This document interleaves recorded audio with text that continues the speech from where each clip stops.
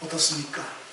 지금 주님은 굉장히 괴로운 상황이시잖아요. 그런데도 주님께서는 당신의 앞날을 걱정하시는 것이 아니라 남아있는 12사람, 아니 가룟 유다를 빼고 11 제자의 앞날을 생각하시면서 너에게 평강을 준다고 그렇게 우리에게 말씀을 하고 계십니다. 그래서 오늘 말씀의 제목을 나의 평강을 너에게 주노라, 나의 평강을 너희에게 라고 하는 제목으로 말씀의 제목을 잡아봤습니다.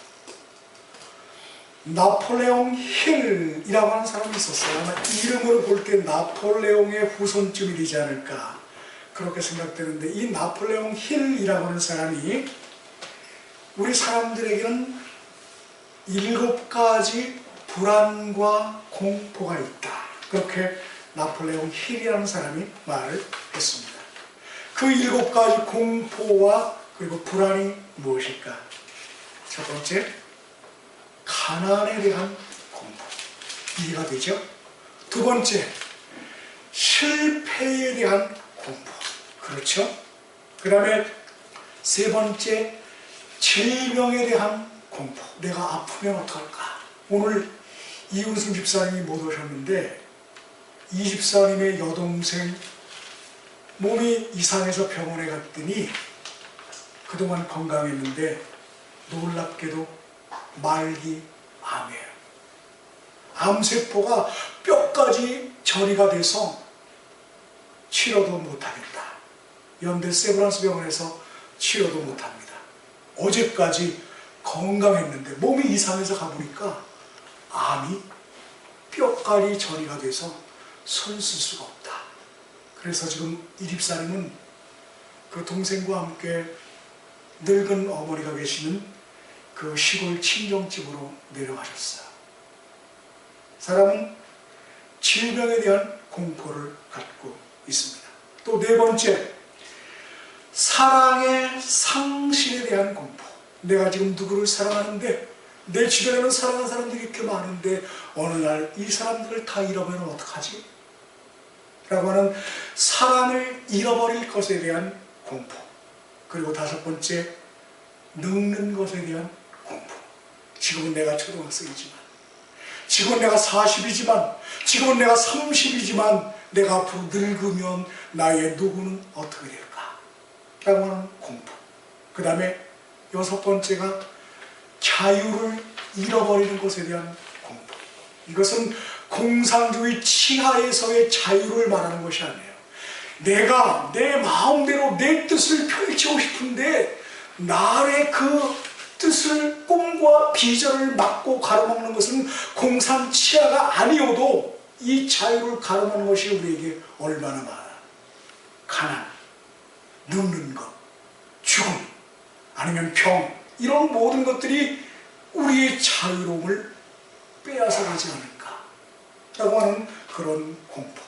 그리고 마지막으로 일곱 번째가 죽는 것에 대한 공포.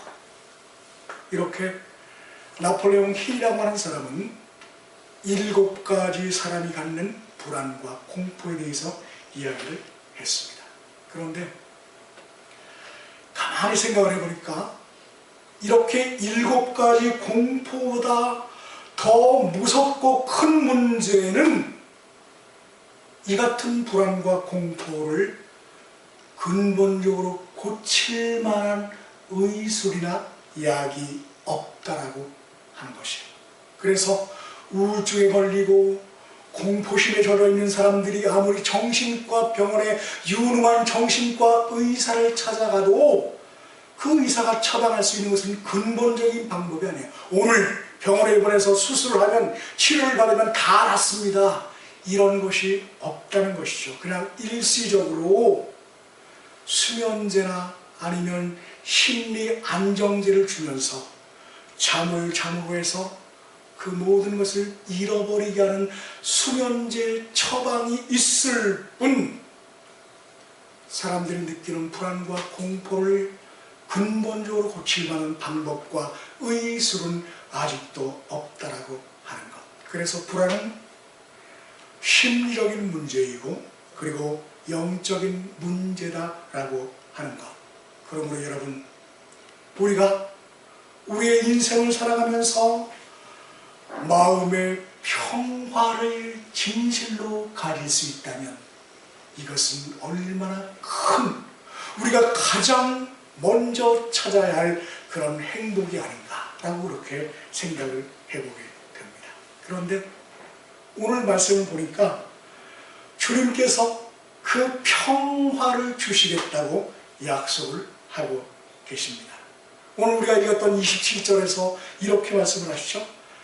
평화를 너희에게 끼치노니, 내가 너희에게 주노니가 아니라 끼치노니, 그렇게 말하고 있어요. 이것은 무슨 말이죠?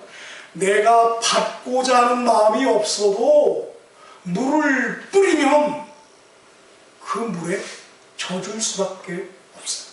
그러니까 예수님께서 주시는 평화는 우리에게 끼치게 하는, 젖게 하는, 내가 받고자 하는 마음이 없어도 자동적으로 주시는 그런 평안이다. 그렇게 말을 하고 있어요. 그러면서 뭐라고 말씀하시냐면 나의 평안을 너희에게 주노라. 내가 주는 것은 세상이 주는 것과 같지 아니하니 너희는 마음에 근심도 하지 말고 그리고 두려워하지도 말라. 그렇게 말씀을 하고 계십니다. 여러분, 평화라고 하는 것을 우리가 나누면 몇 가지로 분류할 수 있을까? 제 생각에 평화는 두 가지로 나눌 수 있습니다. 먼저 첫 번째는 샬롬. 우리가 예수 믿는 사람들이 인사할 때 샬롬이라고 그렇게 인사를 하죠. 하나님께서 당신에게 평화를 주시길 원합니다 라고 성경에서 말하는 샬롬이라고 하는 평화가 있고, 또 하나는 피스라고 하는, 우리가 일반적으로 말하는 피스라고 하는 그런 평안이 있습니다. 그런데 이 피스라고 하는 일반적인 평화는 힘에 의해서 주어지는 평화예요. 예를 들면 삼성이나 현대 같은 재벌의 총수가 있죠. 그 총수 앞에서 그 그룹사에 있는 일개 과장은 그 총수 앞에서 잠잠할 수밖에 없어요. 그러니까 겉으로 보기엔 평안해 보이죠. 왜냐하면 그 총수가, 그룹의 총수가 너무나 높기 때문에 일개 과장이나 아니면 평사원은 그 앞에서 평화롭게 보일 수밖에 없다라고 하는 것. 또 대통령 앞에서 말단 공무원은 잠잠해야만 돼요. 또 군대에 가보면 별을 4개 단 대장 앞에서 1등병은 숨을 제대로 쉴 수가 없습니다. 이것이 피스라고 하는 평화예요. 이 평화는 힘으로 지켜진 평화라고 하는 것입니다. 그러나 샬롬은 달라요. 샬롬은 그 어떤 시련과 어려움 앞에서도 흔들리지 않고 담대하게 극복해 나가는 자생적인 평화다. 자생적이라는 말이 무슨 말이죠?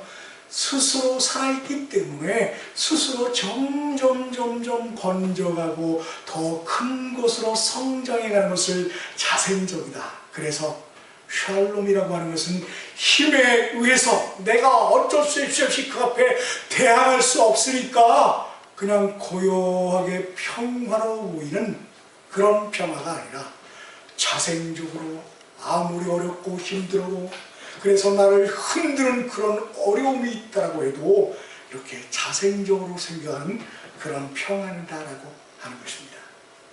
지금 예수님께서 나의 평화를 너희에게 주노라 라고 하는 이 평화는 십자가 고통을 앞에 놓고 하신, 그렇게 축복하신 평화입니다. 잠시 후면 가룟 유다와 군인들이 주님을 잡으러 올 겁니다. 그리고는 온갖 모욕과 그리고 채찍과 흉물을 받은 후에 결국 십자가에 주님은 달려서 죽게 될 것. 그런데도 주님은 이런 극한 상황에서도 평화를 갖고 계십니다. 폭풍 가운데서도 주무시는 주님의 평안. 주님은 바로 이런 평안을 우리에게 주시겠다, 그렇게 말씀을 하고 계십니다. 그리고 이 평화를 누구보다 가장 먼저 받은 사람은 바로 베드로였는데요. 베드로는 어떤 사람이었죠? 주님께서 지금 막 잡히시는 그날 밤 36개 주랭랑을 쳤던 그런 사람입니다. 또 주님께서 3일 만에 부활하셨음에도 불구하고 내가 주님의 제자였다는 사실이 탄로날 것이 무서워서 문을 굳게 걸어 잠그고 숨었던 자가 바로 베드로였어. 그랬던 그가 샬롬의 평화를 받은 후에 예수님을 전하다가 감옥에 갇히게 됩니다. 사슬에 묶였어요. 군인들이 지키고 있습니다. 그리고 바로 얼마 전 같은 제자였던 야고보 사도가 예수님을 전했다는 그 이유로 칼에 목을 베는 그런 순교를 바로 얼마 전에, 며칠 전에 그런 순환을 당했어요. 이제 이번에는 내 차례야. 베드로 차례라. 그래서 이 밤이 지나고 나면 베드로 그도 사형장의 이슬로 사라져 가게 될 겁니다. 그런데도 베드로는 캄캄한 지하 감옥 찬 돌바닥에 누워서 잠을 잡니다. 쇠사슬에 묶였어. 군사가 지키고 있어. 시간은 찌깍찌깍 안타까이 새벽을 향해서 계속 시간이 흘러가고 있어도 베드로 그는 현실의 고통을 잊은 채 평화롭게 잠을 자고 있습니다. 그가 얼마나 고나게 자고 있는지 그를 구하러 온 천사가 그의 옆구리를 걷어찰 때야 비로소 잠에서 깰 만큼 그런 현실을 초월하는 신비로운 평안을 지금 갖고 있다고 하는 것이에요. 이것이 바로 주님께서 주시는 평안입니다. 그럼 여러분, 저도 여러분들에게 말을 하고 싶습니다. 그리고 저 자신에게도 말하고 싶어요. 여러분, 아무리 어려운 문제가 있어, 태산 같은 걱정이 내 앞에 몰아쳐 와도 주님 때문에 평안하기를 원합니다. 왜냐하면 주님께서 내 마음속에 심어주신 그 평안은 생명력이 있기 때문에 자생적으로 점점점 커가는 그런 평안이기 때문이다 라고 하는 것입니다. 저는 여러분이 아시는 것처럼 50이 넘은 후에 사명을 받아서 이렇게 큰 나무 교회라고 하는 교회를 시작을 했습니다. 교회의 규모를 봐도 그렇고, 그리고 빈 털터리에다가 노후에 대한 아무런 대책도 없습니다. 그러나 저와 제 아내는 장래 문제를 놓고 걱정하지 않습니다. 아니, 솔직히 말씀드리면 걱정되지를 않아요. 왜냐하면 지금까지처럼 주님은 나의 앞날을 이끌어 주실 것을 분명히 믿기 때문이고, 또 만약에 지금보다 더 훨씬 어려운 그런 고통이 몰아온다고 해도 그때가 되면 그 고통마저도 이길 만한 마음의 평안과 그리고 믿음을 주실 것을 분명히 믿기 때문이다 라고 하는 것입니다. 그래서 제가 갖고 있는 평안은 그리 아니하실지라도의 평안이에요. 제가 기대한 것이 이만큼이었는데 그것이 미치지 못한다라고 해도 그것이 주님께서 나에게 주실 그 몫이라는 것을 알기 때문에 그리함에도 불구하고의 평안이다라고 하는 것입니다. 바울과 실라도 빌립보에서 주님을 전도하다가 귀신 들린 여인을 구출해줬다는 그 이유로 억울하게 감옥에 갇혔어요. 얼마나 심하게 매를 맞았는지 발에 착고가 채워진 채로 갇혔지만 두 사람은 그 캄캄한 감옥에서 피멍이 든 얼굴로 찬송을 부르고 있습니다. 나를 사용해 주시는 하나님, 그렇게 많은 사람들이 있는데도 불구하고 그 많은 사람들을 다 제외해놓고 나를 선택하셔서 주님을 위하여 매를 맞게 하고 그리고 주님을 위하여 주님의 고난에 함께 동참하게 하신 그 하나님이 너무 감사해서 피멍이 든 그 얼굴로 하나님을 찬송을 하고 있다라고 하는 것입니다. 이렇게 옥에 갇혔지만, 그래서 억울하지만 나에게 평안을 주시는 그 주님이 고마워서 감사의 찬송을 높이 부르게 됩니다. 그렇게 깜깜한 감옥에서 찬송을 부르니까 갑자기 지진이 일어났어요. 그리고 옥토가 흔들립니다. 그러더니 옥토가 흔들리니 옥문이 번쩍하고 열렸습니다. 그래도 그들은 열려진 옥문 밖으로 도망가지를 않습니다. 간수가 깜짝 놀라서 허겁지겁 달려왔어요. 그리고 틀림없이 도망쳤을 그 죄들 때문에 책임 추궁이 두려워서 스스로 목숨을 끊으려고 할 때 죽지 마라, 우리가 여기 있다 라고 바울과 실라가 외치게 되죠. 그러자 이 놀라운 평화의 사람들 앞에 엎드린 간수가 이렇게 말을 합니다. 선생들아, 내가 어찌하면 구원을 얻을 수 있을까? 라고 간곡할 때 바울과 실라가 이렇게 유명한 말을 하게 되죠. 주 예수를 믿으라! 그리하면 너와 내 집이 구원을 얻으리라는 그 유명한 전도의 캐치프레이즈를 외치게 됩니다. 그리고 이것이 빌립보 교회가 크게 부흥하는 원인이 되었고 동기가 되었다라고 하는 것입니다. 그러므로 이 평화는 세상이 주는 피스와는 다른 평안입니다.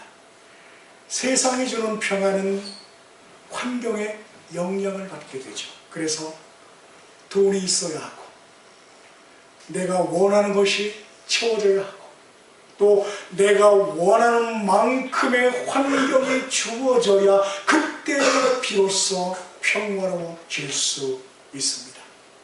또 세상이 주는 평화는 사람과의 관계에서만 누리는 평안이에요. 내가 좋아하는 사람, 내가 사랑하는 사람과의 관계를 통해서는 평안하게 돼요. 미운 사람을 만나면 불안해지고 분노하게 되고 그리고 화가 납니다. 그래서 우리가 말하는 스트레스의 대부분은 바로 사람들 때문에 생기는 것이다라고 하는 거 우리가 모두 알고 있죠.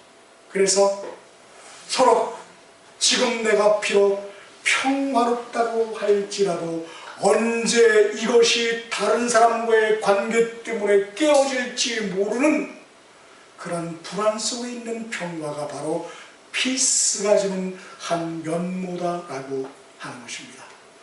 오해하고 변질되고 그리고 상대방을 증오하고 그래서 사람과의 관계에서 이루어지는 평화는 장담을 할 수 없다라고 하는 것이죠. 또 세상이 주는 평화는 문제가 없을 때에만 평화로울 수 있어요. 그러나 문제 없는 사람이 이 세상에 있습니까? 혹시 내가 완벽해서 내가 인격자이기 때문에 나에게 문제가 없다라고 해도 상대방에게 문제가 있을 수 있습니다. 그래서 너와 나 모두에게 문제가 없어야 하는데, 그래야 친구도 되고 그리고 평화로운 관계가 되는데, 그 문제의 종류는 사람 사이에 너무나도 많고 다양하고 복잡하기 때문에 100개 중에서 단 몇 개만 안 맞아도 평화의 문제는 터지고 만다라고 하는 것. 그러니 평화로운 관계는 너무나도 힘들고 어렵다라고 하는 것. 그러나 주님께서 주시는 평화는 그렇지가 않습니다. 환경 때문에, 조건 때문에, 사람 때문에 생기는 그런 평화가 아니에요. 이 평화는 문제가 있어도 계속 되는 평화입니다.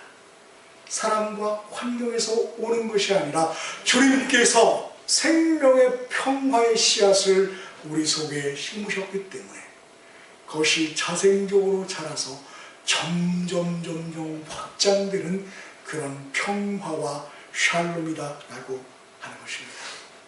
그렇다면 이 평화를 어떻게 해야 얻을 수 있을까? 그것은 먼저 하나님과의 관계를 바르게 해야 한다라고 하는 것입니다. 그리고 그 관계란 한마디로 말하면 이렇게 말씀드릴 수 있어요. 아버지와 아들의 관계이다. 부모와 자녀의 관계다. 그래서 예수님께서 하나님을 향해서 뭐라고 호칭을 하셨죠? 아바라고 그렇게 하나님을 향해서 호칭을 하셨어요. 지금까지 이스라엘의 역사상, 성경 역사상 하나님을 향하여 아바라고 불렀던 사람은 아무도 없었어요. 그런데 예수님께서 그 하나님을 향하여 아바라고 그렇게 불렀어요. 아바라는 말은 아람어인데, 아람어로 아바란 아빠라는 그런 말이에요. 그러니까 예수님께서 하나님을 향해서 아빠라고 그렇게 부르신 까닭이 무엇일까? 여러분, 우리가 나의 아버지를 향해서 아빠라고 부를 때 무슨 마음으로 부르죠? 내 아버지를 향해서 갖고 있는 친근한 마음, 사랑하는 마음, 그 아빠를 계속해서 따라가고 싶은 마음, 그런 마음일 때 우리가 아빠라고 그렇게 부른다라고 하는 것입니다. 즉, 하나님이 나의 아버지이기 때문에 그 아버지를 믿고 신뢰하는 그런 마음으로 예수님께서 하나님을 향하여 아빠라고 그렇게 부르셨다라고 하는 것입니다. 아빠를 보는 아들의 마음은 무슨 마음입니까? 한마디로 말하면 평화예요. 그래서 내가 배가 고파도, 그리고 내가 몸이 아파도, 그리고 나에게 많은 걱정이 있어도 아빠를 생각하면 평화로운 평온의 정감 넘치는, 그리고 신뢰하는 마음이 생긴다라고 하는 것입니다. 왜 그럴까? 엄마와 아빠는 나의 곁에 언제나 계시기 때문에요. 그리고 무심한 마음으로 나의 곁에 계시는 것이 아니라 나에게 필요한 것이 무엇인가를 가장 큰 최고의 관심사로 가지시면서 내 곁에 계셔 주신다라고 하는 것. 그렇기 때문에 하나님을 진심으로 나의 아빠로 부르는 사람에게는 무엇이 주어진다? 샬롬의 평화가 주어진다라고 하는 것입니다. 그리고 또 한 가지, 이 하나님께서 주시는 평화를 얻는 방법은 먼저는 아빠로 생각해야 된다고 했어요. 두 번째로는 그 하나님을 향해서 기도함으로 그 평과 샬롬을 얻을 수 있습니다. 예수님은 평생을 통해서 기도하신 분이에요.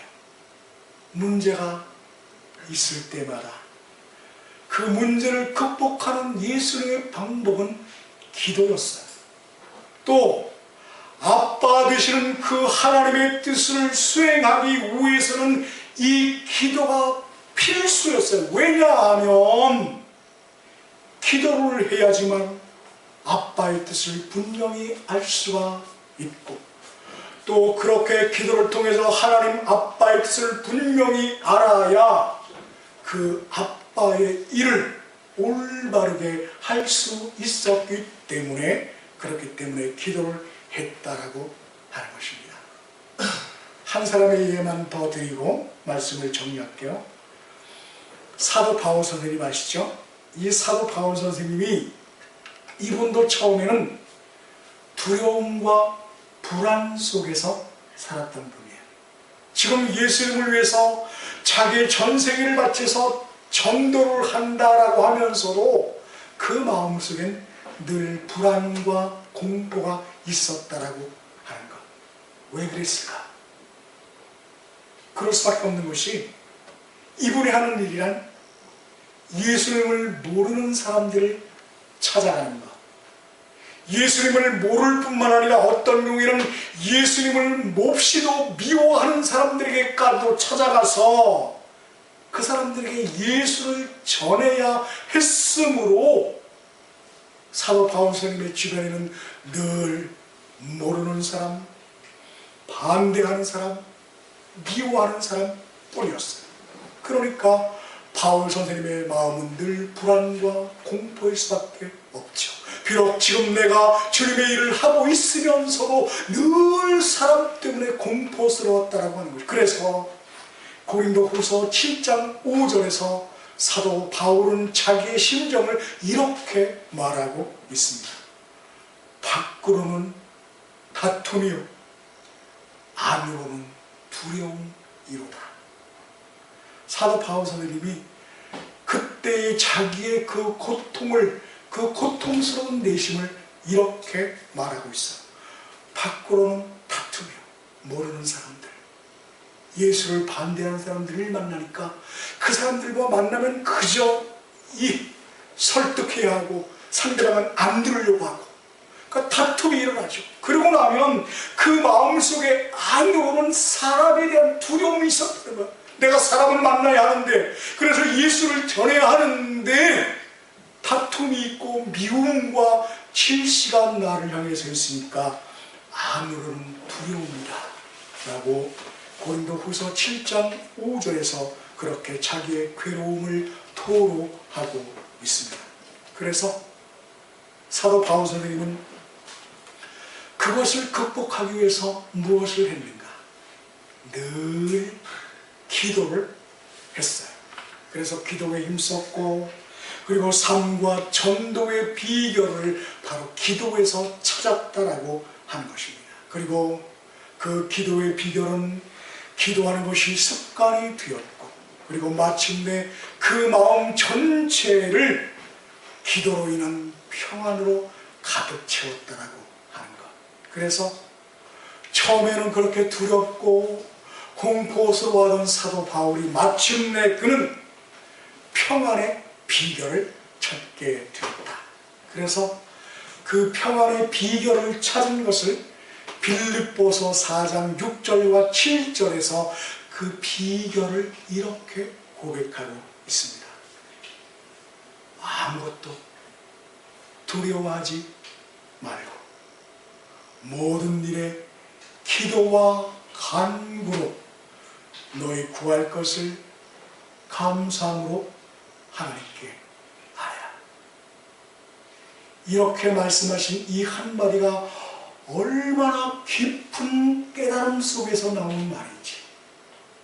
아무것도 염려하지 마. 사람들을 만나야 되지,